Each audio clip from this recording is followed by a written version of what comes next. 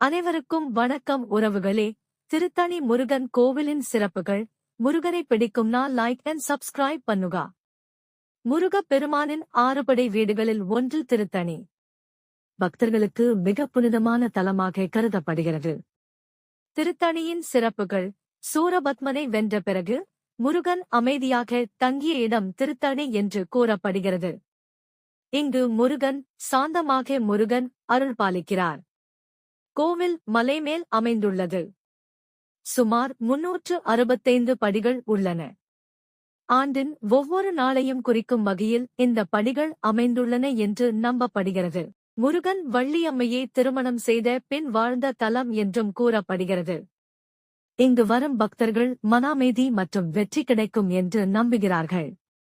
ஆடி கிருத்திகை, தைப்பூசம், சஷ்டி போன்ற திருவிழாக்கள் மிகவும் சிறப்பாக நடைபெறும். திருத்தணி முருகனை மனதார வழிபட்டால் துன்பங்கள் நீங்கி நன்மை கிடைக்கும் என்று பக்தர்கள் நம்புகின்றனர். ஓம் முருகா போற்றி. வேலும் மயிலும் துணை. இந்த வீடியோ பிடித்திருந்தால் ஓம் முருகா என்று காமெண்ட் பண்ணுங்க. நல்லதே நடக்கும்.